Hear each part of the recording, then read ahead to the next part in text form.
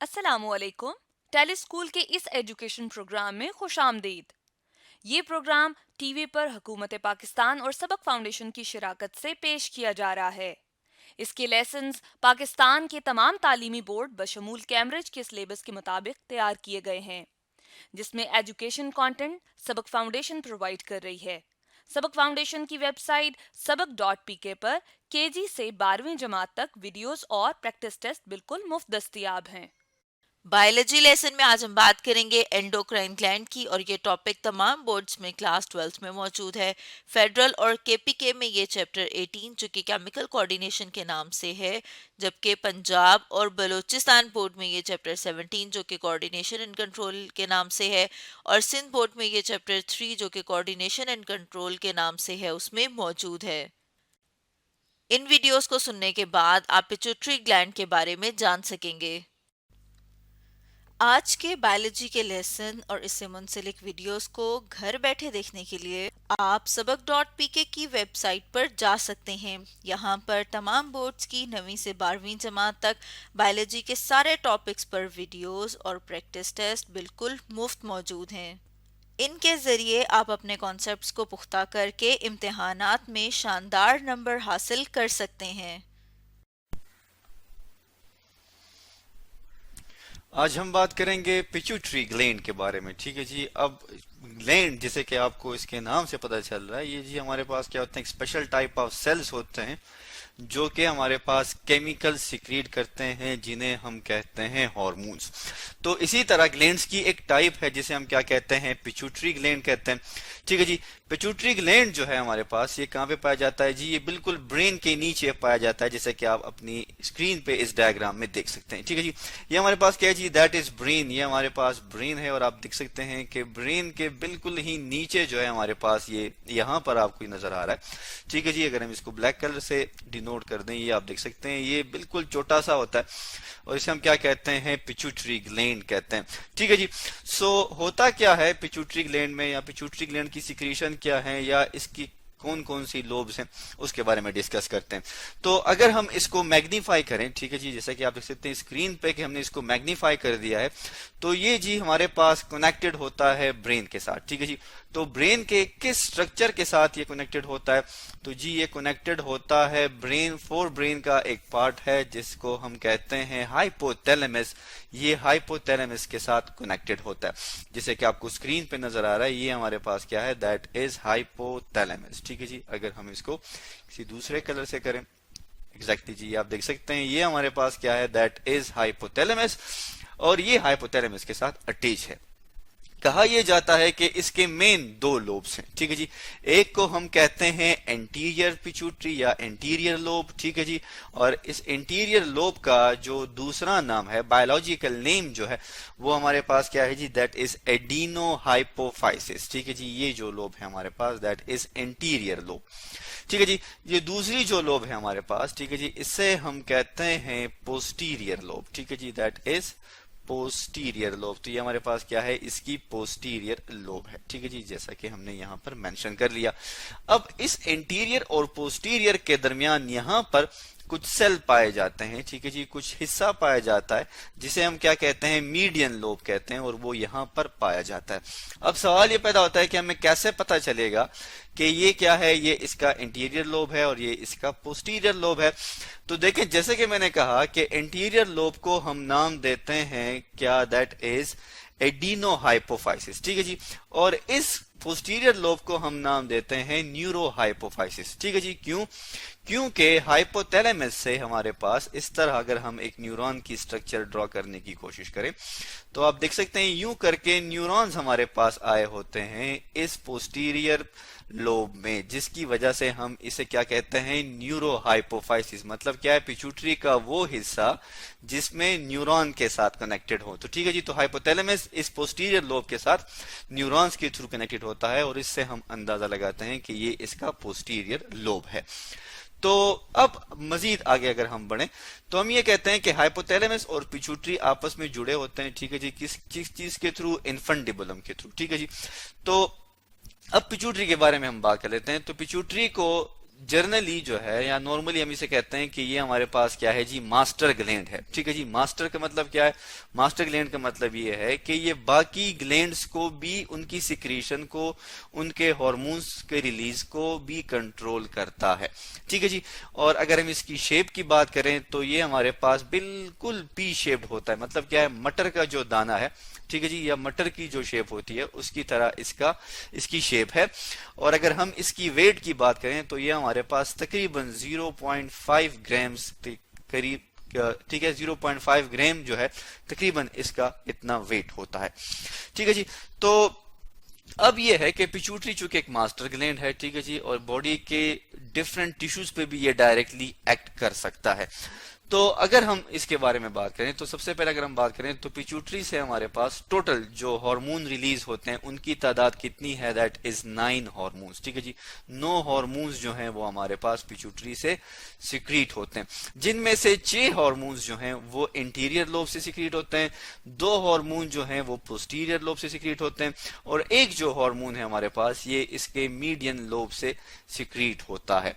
तो अब हम इंटीरियर लोब के बारे में बात कर लेते हैं। तो इंटीरियर लोब में हमारे पास जो हार्मोन्स जो इसके सिक्रीट होते हैं, तो सबसे पहले जो हमारे पास आ जाता है दैट इज सोमेटोट्रोफिन। ठीक है जी, इसको हम सोमेटोट्रोफिन क्यों कहते हैं? इसलिए कहते हैं कि पिट्यूटरी में हमारे पास, इसके यहां पर हमारे पास मौजूद होते हैं सेल जिन्हें हम कहते हैं सोमेटोट्रॉफ सेल्स। तो सोमेटोट्रॉफ सेल से हमारे पास सोमेटोट्रोफिन रिलीज होता है। इस सोमेटोट्रोफिन का दूसरा नाम है ग्रोथ हार्मोन। ठीक है जी, हम इसको GH से भी लिखते हैं, ग्रोथ हार्मोन। ठीक है जी, ये क्या है? ये जी हमारे बॉडी में ग्रोथ को कंट्रोल करता है।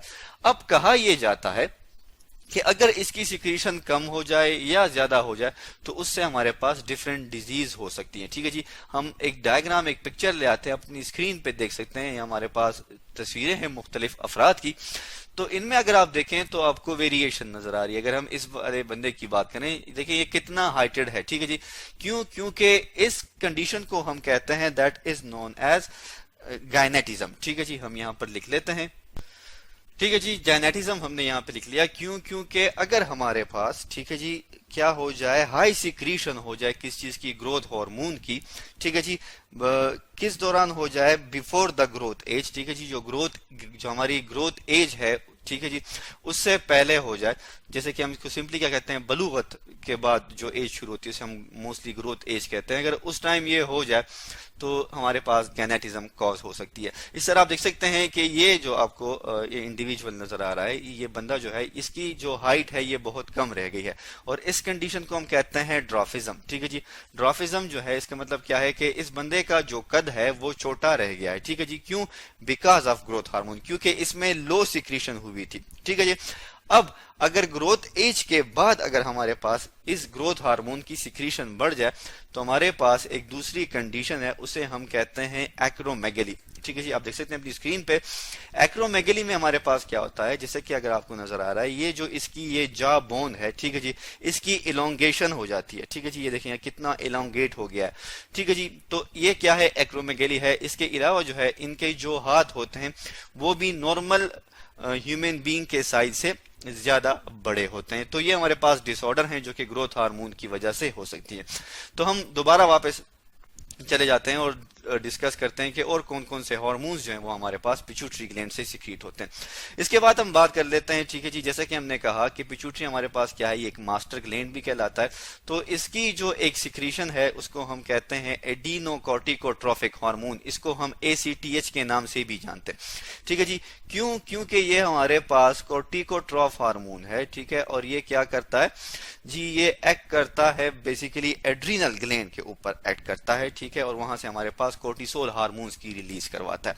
इसके बाद अगर हम बात करें तो हमारे पास एक दूसरे हार्मोन है जिसे हम कहते हैं थायराइड स्टिमुलेटिंग हार्मोन। ठीक है जी, इसको हम TSH भी कहते हैं। ठीक है जी, that is thyroid stimulating hormone. ये क्या करता है? थायराइड ग्लैंड के ऊपर एक्ट करता है और वहां से उसके जो हार्मोन है T3 और T4 उनको रिलीज करवाता है। इसके बाद हम बात कर लेते हैं दूसरे हार्मोन जो कि रिलीज होता है हमारे पास पिट्यूटरी से। वो जी है हमारे पास that is known as gonadotrophin. ठीक है जी। अब जैसा कि इसके नाम से जाहिर है, गोनेडोट्रोफिन ये गोनेड से रिलीज होता है और ये हमारे पास मजीद दो में डिवाइड होता है। एलएच इसको हम कहते हैं क्या, दैट इज ल्यूटिनाइजिंग हार्मोन, और एफएसएच फोलिकल स्टिमुलेटिंग हार्मोन, और इनका रोल क्या होता है, फीमेल में मोस्टली पाया जाता है। इसके बाद जो है हमारे पास जो हार्मोन पिट्यूटरी से रिलीज होता है that is known as prolactin. ठीक है जी।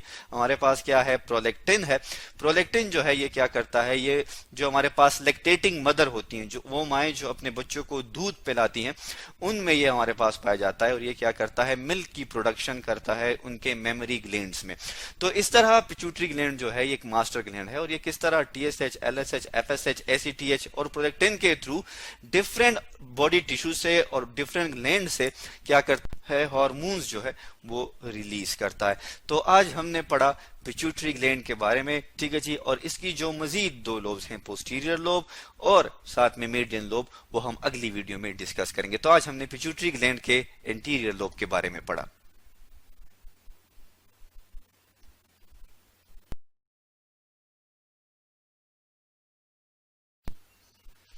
तो पिट्यूटरी ग्लैंड के हमारे पास मजीद दो लोब्स हैं, वो हम डिस्कस कर लेते हैं। एक है हमारे पास मीडियन लोब। मीडियन लोब जो है हमारे पास, ये हमें एज सच दिखाई नहीं देता, लेकिन हम एज्यूम कर लेते हैं कि ये हमारे पास मौजूद होता है जहां पर एंटीरियर लोब जो है वो पोस्टीरियर लोब के साथ जुड़ा हो। जैसे कि हमने इस एरिया को ब्लैक कर दिया, यहां पर ये मौजूद होता है और माइक्रोस्कोप की मदद से हम इसको देख सकते हैं। तो इसको जी हम क्या कहते हैं, ये जी हमारे पास बेसिकली क्या होता है, ये जी हमारे पास है मीडियन लोब। ठीक है जी। हम यहाँ लिख लेते हैं दैट इज मीडियन लोब। दूसरा जो इसका लोब है वो ये है। ठीक है जी। और इसको हम क्या कहते हैं, पोस्टीरियर लोब। ठीक है जी। यहाँ पे हमने लिख लिया दैट इज पोस्टीरियर लोब। अब इस मीडियन लोब से अपने हार्मोन सीक्रेट होते हैं, पोस्टीरियर से अपने, और ये जो आपको नजर आ रहा है ये जी हमारे पास इसका होता है एंटीरियर लोब। ठीक है जी। तो हम यहाँ पे लिख लेते हैं दैट इज एंटीरियर लोब, जिसके बारे में हम इसकी वीडियो में बता चुके हैं। तो अब मीडियन लोब से कौन से हार्मोन्स आते हैं, पोस्टीरियर लोब से कौन से हार्मोन्स आते हैं, वो हम देख लेते हैं। सबसे पहले अगर हम बात करें किस चीज की, मीडियन लोब की, तो जैसे कि आपको पता है कि ये कहां पर मौजूद है, ये पोस्टीरियर लोब और एंटीरियर लोब के बाउंड्री पे मौजूद होता है। इससे जी हमारे पास सिक्रीट होता है एक खास किस्म का हार्मोन जिसे हम कहते हैं that is MSH, melanocyte stimulating hormone हम इसे कहते हैं। MSH जो है ये हमारे पास ये क्या करता है, प्रोड्यूस करता है। MSH क्या करता है जी, ये जाके एक्ट कर लेता है किस चीज के ऊपर, मेलानोसाइट्स पे। मेलानोसाइट्स हमारे पास क्या है जी, मेलानोसाइट्स जो है हमारे पास ये हमारे स्किन के और हेयर्स के, बालों के और हमारी जो स्किन है उसके क्या होते हैं, सेल्स होते हैं। और ये जी हमारे पास प्रोड्यूस करता है सॉर्ट ऑफ पिगमेंट्स कह लें। ठीक है जी। पिगमेंट्स का मतलब क्या है कि ये कलर देता है। और जैसे कि आपने देखा है कि कुछ लोगों के बालों का कलर ब्लैक होता है, कुछ का ब्राउन होता है, कुछ का व्हाइट होता है। तो ये किसकी वजह से, ये जी मेलानोसाइट्स जो है हमारे पास ये प्रोड्यूस करते हैं एक पिगमेंट जिसका नाम है मेलानिन। ठीक है जी। हम यहाँ लिख लेते हैं दैट इज मेलानिन। तो ये क्या करता है हमारे पास, ये मेलानिन की प्रोडक्शन करता है। ठीक है जी। ये हमने यहाँ पे लिख लिया दैट इज मेलानिन। तो जैसे कि अगर आप देखें अपनी स्क्रीन पे हमारे पास जो स्किन है, मुख्तलिफ किस्म के हाथ आपको नजर आ रहे हैं। तो अगर आप देखें तो इनके कलर में फर्क है। ठीक है जी। ये देखें सांवला सा है, ये वाला थोड़ा सा व्हाइट है, ये कम सांवला है, ये आपको कुछ हद तक आप कह सकते हैं कि ये ब्लैक है। तो होता क्या है कि जिसमें मेलानिन ज्यादा होगा, ठीक है जी, जिसमें मेलानिन ज्यादा होगा उसके हाथ ज्यादा काले होंगे, जिसमें मेलानिन कम होगा उसकी स्किन का स्ट्रक्चर जो है या उसके जो जिल्द है वो सफेद होगी। इसी तरह आप इस दूसरी तस्वीर में भी देख सकते हैं कि एक फीमेल है, उसके स्किन पे आपको ये ब्लैक ब्लैक डॉट्स नजर आ रहे हैं। ठीक है जी। आप देख सकते हैं जिसको हमने भी पॉइंट आउट कर लिया, ये ब्लैक ब्लैक डॉट्स से नजर आ रहे हैं। ये बेसिकली क्या है, ये मेलानिन की सिक्रीशन जो है जब ये बढ़ जाती है तो ये स्किन के ऊपर इस तरह के ब्लैक कलर के काले से सियाह से जो धब्बे हैं वो नमूदार होना शुरू हो जाते हैं। इसके अलावा मेलानिन जो है इसका रोल जो है वो प्रेगनेंसी में भी है। तो हम ये कह सकते हैं कि मेलानिन जो है हमारे पास बेसिकली ये क्या करता है, ये पिगमेंटेशन देता है, कलर देता है टू स्किन। तो हम यहाँ पे लिख लेते हैं कि इसका फंक्शन क्या है, कि ये कलर देता है किस चीज को, स्किन को। तो ये हमारे पास क्या हो गया, मीडियन लोब। तो मीडियन लोब जो है हमारे पास, जो कि पिट्यूटरी का एक हिस्सा है, वहां से हमारे पास मेलानिन स्टिमुलेटिंग हार्मोन या मेलानोसाइट स्टिमुलेटिंग हार्मोन रिलीज होता है, जो कि इन मेलानोसाइट्स जो कि स्किन में मौजूद होते हैं उनके ऊपर एक्ट करता है, असर करता है और प्रोड्यूस करता है मेलानिन। और ये मेलानिन क्या करता है, ये कलर देता है किस चीज को, स्किन को, प्लस हमारे पास हेयर्स को भी ये कलर देता है। इसी तरह अब हम बात कर लेते हैं किस चीज की, पोस्टीरियर लोब की। ठीक है जी, पोस्टीरियर लोब, जैसे कि आपको अपनी स्क्रीन पे इसकी तस्वीर नजर आ रही है, ये हमारे पास क्या है, पोस्टीरियर लोब है। पोस्टीरियर लोब के बारे में ये कहा जाता है कि ये जो पोर्शन हमारे पास मौजूद है ये बेसिकली हाइपोथैलेमस है। ठीक है जी, ये पोर्शन हमारे पास क्या है, हाइपोथैलेमस। इसको मैं एच से लिख लेता हूं, जो कि ब्रेन का पार्ट है। यहां से न्यूरॉन्स की शक्ल में हमारे पास, अगर हम एक न्यूरॉन ड्रा करने की कोशिश करें, आप देख सकते हैं कि यहां पर यूं करके इसमें न्यूरॉन्स आते हैं। ठीक है जी, ये आपको पता है, ये इसकी सेल बॉडी है। ठीक है जी, और ये इसकी एक्सॉन है। तो हम इस पोस्टीरियर लोब को एक दूसरा नाम भी देते हैं, जो कि क्या है, that is neuro hypophysis. Hypophysis किसे कहते हैं, न्यूरो किसे कहते हैं, हम देख लेते हैं, that is neuro hypophysis. Hypophysis कहते हैं पिट्यूटरी को। ठीक है जी, मेडिकल में, हम मेडिकल की बुक्स में, मेडिकल की इस्तेलाह में हाइपोफाइसिस किसे कहते हैं, पिट्यूटरी को कहते हैं। न्यूरो का मतलब क्या है, न्यूरॉन। मतलब क्या है कि इसके पास हाइपोथैलेमस से न्यूरॉन्स आते हैं। तो इससे हमारे पास दो तरह के सिक्रीशन आती हैं, दो तरह के क्या है हमारे पास, हार्मोन्स आते हैं। तो हम ये कहते हैं कि न्यूरो हाइपोफाइसिस में हमारे पास क्या होते हैं, न्यूरोस सिक्रीटरी सेल्स होते हैं। मतलब क्या है कि न्यूरॉन्स की वजह से ये हमारे पास क्या सिक्रीशन करते हैं। तो दो चीजें हैं हमारे पास इसमें, एक है एडीएच, एंटी डाइयूरेटिक हार्मोन। ठीक है जी, और दूसरा जो है दैट इज ऑक्सीटोसिन। ऑक्सीटोसिन जो है ये हमारे पास इसके दो हार्मोन हैं जो कि रिलीज होते हैं। इस एडीएच को वेसोप्रेसिन भी कहते हैं। ठीक है जी, और इसका फंक्शन क्या है कि ये क्या करता है, ये प्रिवेंट करता है किस चीज को, डिहाइड्रेशन को। ठीक है जी, हम यहाँ पे लिख लेते हैं दैट इज डिहाइड्रेशन। अगर वाटर की कमी हो जाए तो ये क्या करता है, उसको कंट्रोल करता है। ठीक है जी, उस वक्त ये प्रोड्यूस होगा। किस तरह डिहाइड्रेशन को कंट्रोल करता है, इस तरह कंट्रोल करता है कि जैसे कि आपको पता है कि नेफ्रॉन जो कि हमारे पास फंक्शनल यूनिट है किस चीज का, किडनी का, वहां से ये क्या करता है, रीअब्जॉर्प्शन कर देता है किस चीज की, वाटर की। तो ये हमारे पास क्या करता है, रीअब्जॉर्प्शन करता है ऑफ वाटर, वाटर की रीअब्जॉर्प्शन करता है।